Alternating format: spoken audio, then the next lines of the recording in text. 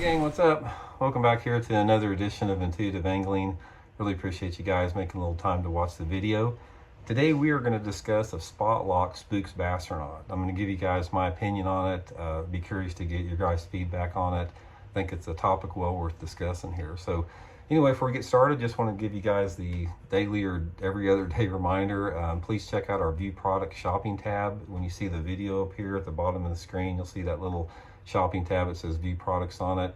If you want to help the channel out, it's just 30 products on there. I suggest you guys might look at. If you just click on one of them and look at it, it's a good way to support the channel. Much appreciated, guys.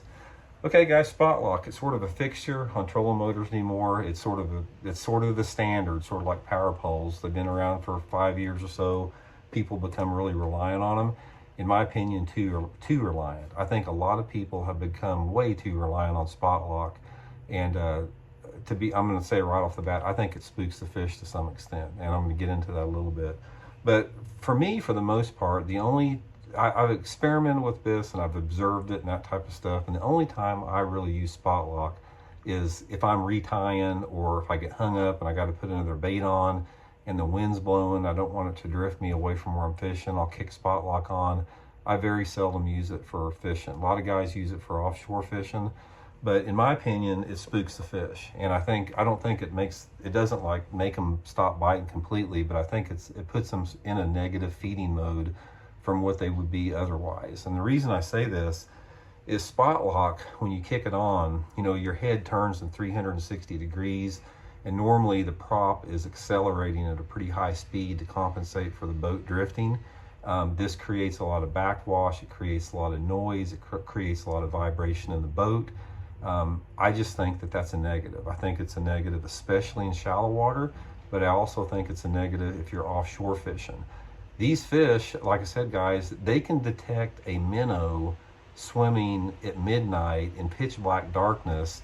They sure in heck can detect a prop spinning with 112 pounds of thrust, even if it's 50 yards away from it. They know that you're there. And I think that the way the Spotlock works, I think it increases the noise decibels in a lake far beyond what you would use if you were just on your trolling motor. So the point I want to make in this, just a quick video here, guys, try to use your Spotlock sparingly. I know a lot of people, they sort of use it as a crutch, they rely on it, they don't want to keep their foot on the trolling motor. But I just think that whole aspect of, if you can keep your boat in one position in a steady speed without going on and off the on and off button, and where it doesn't accelerate at a high rate of speed, I think it gives you a lot more higher percentage of catching the fish than if you rely on Spotlock. So like I said, use it sparingly. You know, don't rely on it as a tool.